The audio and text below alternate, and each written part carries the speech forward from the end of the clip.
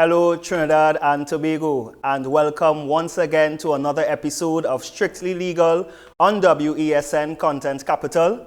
I am your host, Rondell, Donawa, attorney at law, and I'm very excited today once again to bring you a new episode with new topics and everything that you need to know about law. Now, in today's episode, we will discuss the criminal justice system and how can it be improved. For the past few years, we have been hearing a lot of things about criminal justice reform, including the government and also the judiciary would have implemented or lauded their successes in terms of facilitating reform or even instituting new courts or different procedure. However, the question remains, is it working? Is the system functioning? Is the system fair and equitable? What can be done to improve it? Now I have a practitioner who is also a legal luminary in the legal field, of course, and he will be with me today to discuss the criminal justice system. This is no other than Mr. Rajiv Persad, who has extensive experience in criminal law, public law, among other areas of law. He's also the Vice President of the Law Association of Trinidad and Tobago. He's the Head of Allum Chambers. He's a former temporary High Court judge in many jurisdictions. He's also a tutor at the Hewarding Law School, and he has provided extensive legal training to judges, magistrates, practitioners, government, and local bodies and international bodies. And he was also one of my seniors when I just returned from London doing the LEC transitional course at Trinity Chambers at the time. So I'm very excited to have him here. My guest no other than Mr. Rajiv Persad. Thank you, Rondell. It's a pleasure. Such a pleasure to be here. Thank you. Thank you so much for coming on to the show, and we do appreciate your presence at WESN. Good. I hope to make it the first of many. Of course. Now, criminal law reform or the criminal justice system. I mean, this is so vast. We don't know where to start, but let's start. How do you see the criminal justice system today? Today is so relative with this coronavirus. Yes. Let me just see if I could summarize this. We have always had a problem with the criminal justice system. The criminal justice system has not worked how it should. I find it difficult sometimes to say that we meet minimum standards.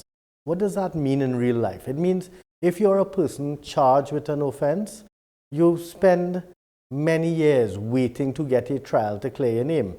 The Derek Chauvin trial, the murder, completed in 1 year.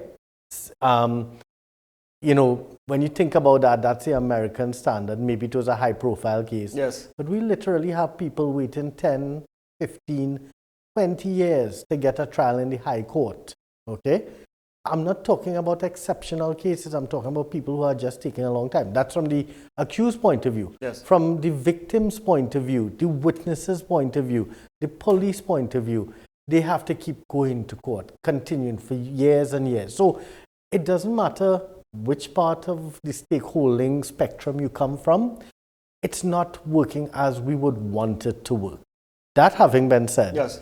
You asked me about today. Today. Now, I've been doing this about 23, 24 years now, and I have gone through bouts of just shaking my head thinking it will not get better. But then we have the district courts or the right. reform of the courts. So I have to say, when I sat down and thought about it, and I've been of this view for a while, I was actually seeing a light at the end of the tunnel. I'm going to say that within the last 5 years. Okay, and I'm going to just mention a few of those things. We have, for instance, but for COVID, I think we would have been really looking to make some improvements. I'm going to give some examples quickly. Going back 10 years, we appreciate we have a system that doesn't work optimally. We know there's a need for reform. Yes, people have, whether it be judiciary, whether it be government of the day, whether it be the law association, whether it be the police, prisons, everybody has been trying. Resources have been allocated, etc. But we need to understand this point. The criminal justice system, like most things in Trinidad, is made up of a lot of moving parts. Yep. Getting all those moving parts to work optimally at the same time is not the easiest thing. That raises management issues. Yep. But I'll give you an example. when we were doing many years ago the Basdeo Pandey case under the Integrity in Public Life, one of the reasons that case was heralded, it was the first time they were introducing transcriptionists, where you could actually talk into the mic, the magistrate didn't have to take notes, and they would transcribe in real time. And you were part of that? I was part of that case. And it was yes. We did that trial in 5 days. Or, trials get prolonged because... Is it because it was high profile, or...? It was, no, that's a big factor, no doubt. But the point about it is, that was an example of a case where they introduced the transcriptionist mechanism by which you could speak into the mic and it was being recorded in real time. Transcriptionists would take it down. Yes. So we were able to get that case done quickly, relatively. We were able not to be delayed by having to write out handwritten notes, etc. So that was supposed to be a really good development, and one applauded that. But then when you try to apply it across the board to all the other cases in all the other magistrates' court, there wasn't enough transcriptionists, there wasn't enough people trained. And so that system started to crumble, because whereas it was a time-saving mechanism, yes, the resources and the training and all that wasn't there. We've come a long way, but like in that department, use an example, they are responsible for doing what we call summing up, when somebody's convicted and they have to appeal. I recently had a situation where people are waiting a year and a half to get a summing up, which should normally be done in 3 to 6 months. Yeah. So there are backlogs coming up. That point is just simply to say we innovate, we put in things, but we need to make sure they work well. We've done so many other things. We've abolished what we call the need for somebody to go and give evidence in the box in chief. You can go out now, put a statement, but to do that, you now had to get the police to be able to get people to swear their statements, file the statements. That should have been a process that was very quick, but it's not unusual to find a trial or preliminary inquiry taking a year to start, year and a half, because it's taking so long for the police to get that done. Again, resources need to be approached. Innovations coming in that you need to have the infrastructure to support.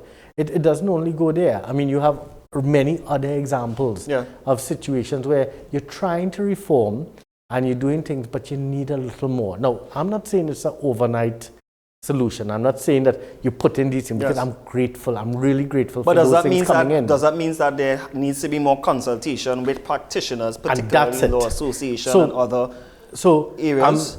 Yes, I do think, consultation is a relative thing, right? Everybody could come and talk, right?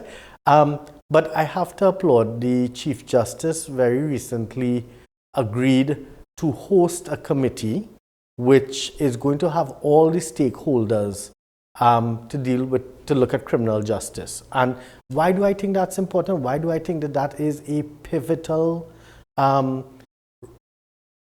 mechanism that is going to be important? Because all of us who practice out there, whether you're in Tobago or you're in the East or you're in Siparia, the problems we are experiencing, we need to have a vehicle by which we can get it to somebody who can say, okay, we are able to look at this, we're able to look at that, we might be able to fix it.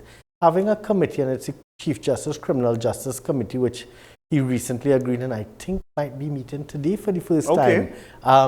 That I am very optimistic for, because if I have an issue with prisons, for instance, I have a difficulty where, for instance, I need to speak to my client, his appeal is coming up, I have foreign counsel. I would like to be able for the clients to meet their foreign counsel by using Zoom or Microsoft Teams, etc. So you can do that, you can talk to them. If I have a problem, you can now go to this committee and say, look, we're having this issue, could this be solved? Direct communication between the stakeholders, whether it be law association, forensics, police, prisons, judiciary, that's critical. And I want to applaud that Attorney General also, because it's one thing to pass legislation. We've seen a plethora of legislation. And that's my point. Evidence Act, legislations, Evidence Act, bail amendments. But things are happening. But then the system is working towards... I don't want to give the impression that the system has not been making moves in a positive. I'll be honest, one of the points, and many people don't seem to know these things because it's just not, the kind of thing that people want to hear about. But behind the scenes, within Attorney General's office, Chief Justice's office, Judiciary Law Association, things are happening, things are taking place. So for instance, some of you might have heard about this concept of moving the courts to the waterfront. Yes. The idea is you'll take the civil courts to the waterfront.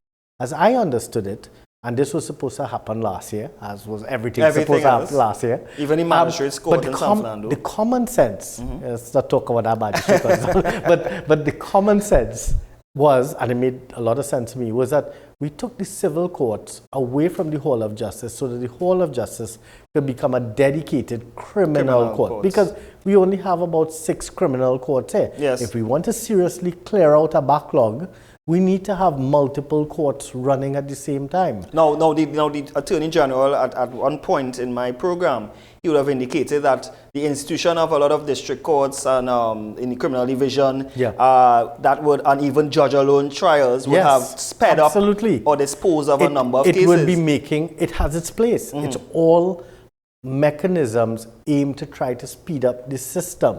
So, I mean, yes, the judge alone trials. Right now, the Sean Luke trial has just started. That trial is able to go on when everybody else is struggling to get a jury trial to start. That's not a problem in Trinidad alone. That's a regional problem. How do we get social distancing? And I mean, it's not as though people are sitting on doing nothing. Everyone is trying to come up with ideas and try to figure it out. And, you know, we all optimistically hope that the vaccine and the COVID and all that will kind of give us a little ease up and we could get back to normalcy, but it's not looking like that. So we have to adapt. We need to change and we have to find ways. But yes, judge alone trials is the one thing that's saving us right now because we are getting some work done. The reform of the district courts, the concept of wanting to abolish preliminary inquiries. All positive, but it just doesn't happen overnight. Yes. Because we still have PIs going, and every time I go in front of a magistrate court and I have a murder PI or something, I say, that is for the public who doesn't know, that is a preliminary inquiry. So you have to do that in many serious matters. The court has to go through a process. First stage, is there a basis of a case to send to the High Court? And that takes almost 2-3 years, you know. So the point I'm making is those preliminary inquiries, abolishing them and moving it directly to the High Court is a step in the right direction. No, people have this misconception that it's defense attorneys delay the system. But that is not exactly true. Well, look, there's a lot of blame to be shared around with a lot of places, okay? I don't understand that concept because many times, look, if you're lucky enough to get people to pay you every time they go to court, I generally tend to charge a person a fee and I don't change from that. And unfortunately, a PI could take 4, 5, 6 years, right? So you have to go to court, or at least in the days you used to go to court. There is room for improvement. Preliminary inquiries take a lot of time, and it takes a lot of time to go and sit down waiting for matters. So you have to make sure that with your lawyer, you are comfortable with what they're charging. Please find out in advance what you're going to be charged. Make sure you're happy with it. If you're not happy with it, find somebody else. Yes, and there's also legal aid as well. And there is legal aid, which is an extremely good system. There is now the public defenders unit now. So one of the big issues was when one looks at the criminal justice system, how can we improve it? Was that, okay, we don't have enough defense lawyers because everybody wants to go to the same narrow group of defense lawyers. So when one trial is going on, normally in Trinidad we have trials going on 2-3 months, 4 months. Mr. X may not be available to start another trial. So the public defender's office has been created and it is being manned and trained and ready to go out and do what they have to do. So now why do attorneys, why aren't attorneys not gravitating towards criminal law and defense? Because I know there would have been a time when even legal aid, they would have increased their fees for criminal attorneys or provide incentives. Because you're not well paid. And that's the honest truth about it. When I started to practice, the majority you got from legal aid was $1,500. And I remember I was telling somebody recently, Mr. Subhash Pandey, Mr. Allum Criminal Bar Association those days, we had to basically shut down the courts and say, and this is going back to the late 1990s, early 2000s, that lawyers can't be doing a murder trial for 4 weeks, 5 weeks. and then getting $1,500 when you're in court, you can't do anything else. And so they increased it to $10,000, which is very helpful for a lot of young lawyers, etc.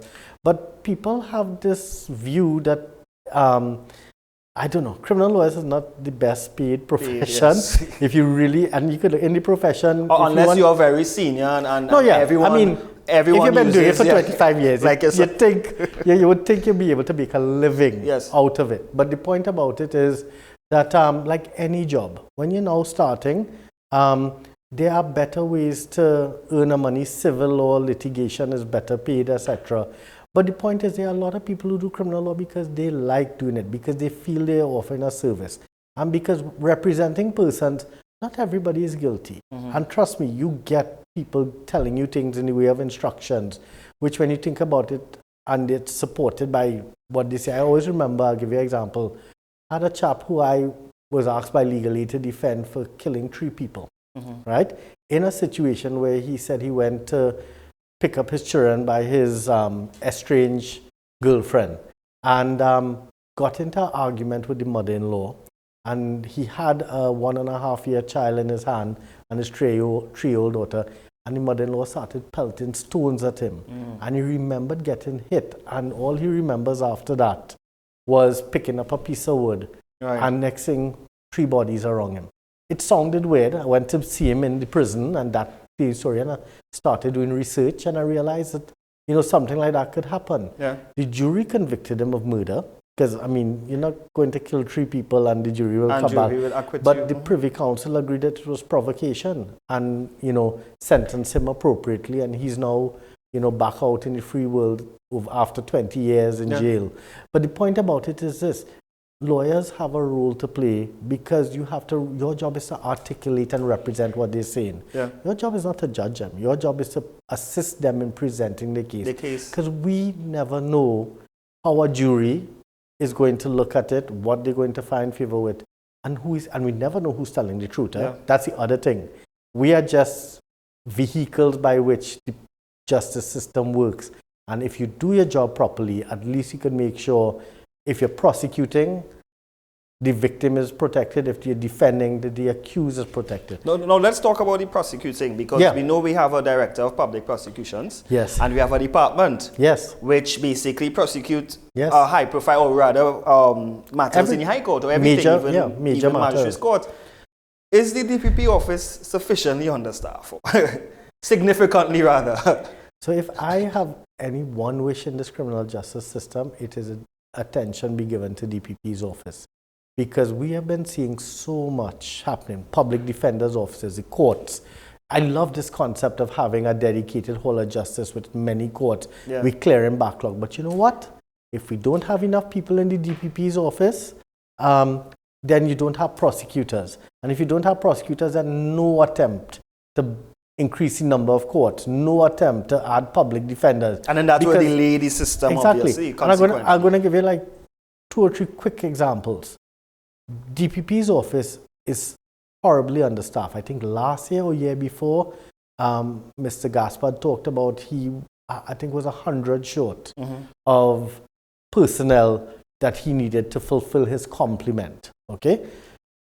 Between that time and now, we have seen number of DPP personnel become masters. Happy for them, congratulate them, but it means that there's a shortfall in the DPP office. Or even going into private practice. Private practice, but more importantly, the public defender's office. The public defender's office has now said, we are looking for people, and many prosecutors who I know decided to go there. I don't know if the salary is better. I don't know what is the reason that prompted them. But there is, again, a drain on the DPP's office. One of the things that was introduced was the criminal procedure rules, case management. When those rules were being done back in 2009, 2008, I was on the bench and we were part of the drafting of the rules. The mindset behind it was, when people come to court, lawyers, defense or prosecution, they haven't had a chance to read the file. They haven't really been able to consider. So you can't really get anything moving forward. And so these rules are put in to get people to read, to answer questions, to tick boxes so that they address their mind. So that when they come to court, having done the questionnaires, having done the preparation, we can meaningfully move a matter on for trial. Problem was, you now had to set up as masters to deal with case management, while the judges would do a trial, but it's the same number of DPP officers and getting less. So they now got split into how am I going to be two places at one time? Because the civil proceeding rules works. It works very well. However, the criminal procedure rules, criminal procedure rules rely on DPP's office that is fully staffed, fully able to dedicate the time and energy. Let's take plea bargaining, for instance. Another excellent idea. I mean, many people, look, my experience is that most clients really don't want to go to jail. They admit they do something wrong, they do, but the regime in Trinidad is that, and many lawyers will seem to know this, you have community services order, which is a bond, or you can get a suspended sentence. There are other options, fines, compensation, etc., that are available for the majority of it. And that's where you get restorative justice, and most people, and if the DPP has been absolutely reasonable in this exercising his discretion. But, I accept in the more serious trials, the attempted murder, the kidnappings, etc., you can't really be doing plea bargaining, although there is place for it, but you're going to get a jail sentence. There's no question about it. But the point about it is, it's one DPP with an understaffed office, and for him to get the ability to respond to all the plea bargain requests, he needs to have a team behind him. Yeah. It is impossible for this criminal justice system to work if the DPP's office, because so critical to play, is understaffed. I'm a defense lawyer saying this. Yeah. I'm supposed to be there by sworn enemy. But what even about the police prosecutors? Are they properly staffed or properly trained, right? Because they preside over a lot of magisterial proceedings. I'll tell you this. I have participated in training police prosecutors. There are times when I've been asked by the prosecution side of the magistrate's court to come in and train on issues, and I've done that at the barracks.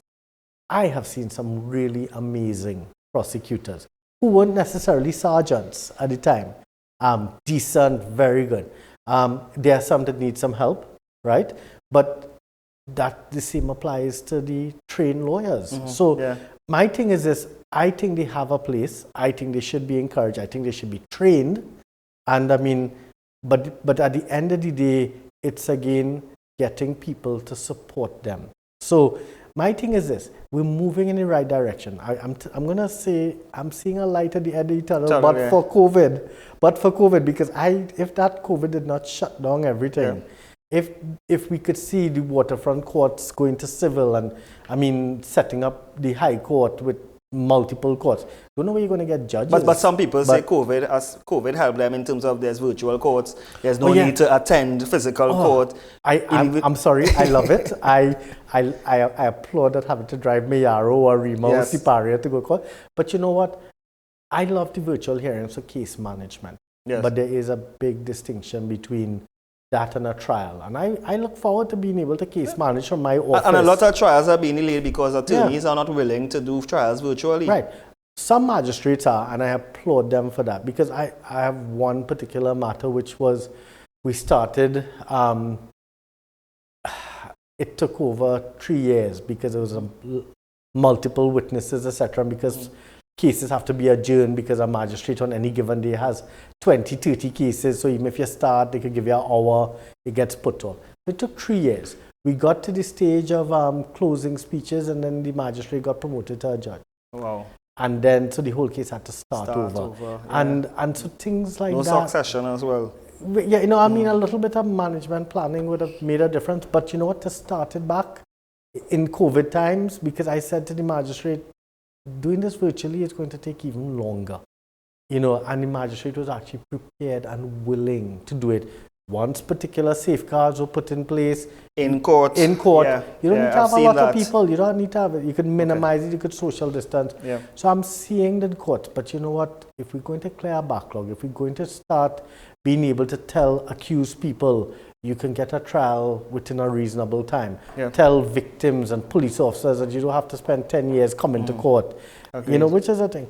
We need to be doing certain things, and we're getting there. And we're getting there. Rajiv, your closing comments in terms of the process, because we're out of time actually. That was a quick half an hour. Yes. From a person who is very lacking hope in the process, I've been seeing things happening, and I really am optimistic. You have to have faith in your people. You have to have faith that people will do the right thing. And I think if we get everybody working together and we are monitoring, yeah, and so that there's a real mechanism to tweak the issues. And if people at the heads of their various institutions, whether judiciary, AG, prisons, wherever, if they take on board that, look, this is something we need to get working, and we are prepared to, okay, in an open type mindset, let's see how we could solve this. I think we could try to break the back of this thing, as we did with the civil justice system. And we can improve the system. It's a work in progress. It's continuously. A work in progress. But Rajiv, thank you so much. Yes. We have to continue our conversation again. Yes. Of course, if you agree to come back on. Happy to. All right, and thank you so much. And I hope the information has been very, very good for the public as well in understanding the justice system and how it can be improved. So thank you once again. My pleasure. Guys, so it's a wrap again. You have been watching Strictly Legal on WESN Content Capital. My guest was Mr. Rajiv Persad, attorney at law. See us for our next episode with more interesting topics and conversation. Do have a great day. Goodbye.